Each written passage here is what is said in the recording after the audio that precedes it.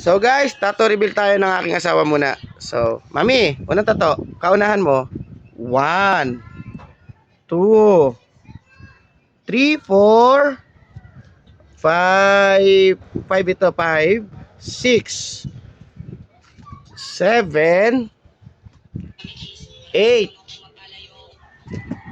So, tatlo sa dibdib.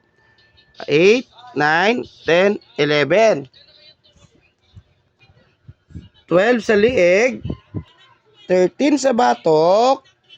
14 sa likod. Pang 15, panlabing lima, hita. At 16. 17. At last but not the least, 18 po. Bali 18 tattoo po si Mami. Di wala pong tumama. So idadagdag na lang po natin yon. Magpapa-live show ako. Magpapa-live ulit ako. Baka sa isang araw. So pahulan tayo sa isang araw.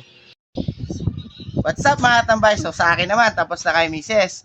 Mrs. Tapos na kay Mrs. So 18 yung kay Mrs. Yung sa akin. Ilang kaya? 1, 2,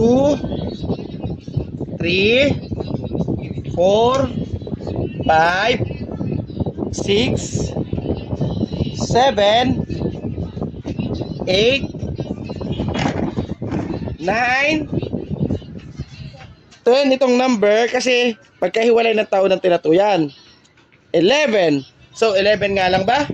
Hindi po. 12. So, yan po mga katambay. At dahil walang tumama, so kung magkukomplain naman siya ready, walang problema. Bigay natin. Kasi siya lang naman pati talaga yung nakasagot ng 12. So kahit mag-previous check pa kayo. Tapos, congrats kay Sheila Shear. Ikaw ang nanalo sa top sharer.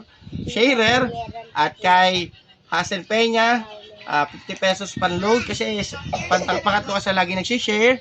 Then si Ana Marie Hotalia, pangalawa siya sa laging top sharer ko. So, sila po yung mga nabigyan natin ng GCash bilang top sharer. So, patuloy lang kayo guys sa pag-share at weekly naman po yung aking top sharer na ina-award sa mga ating masipag na followers. Salamat. God bless sa lahat.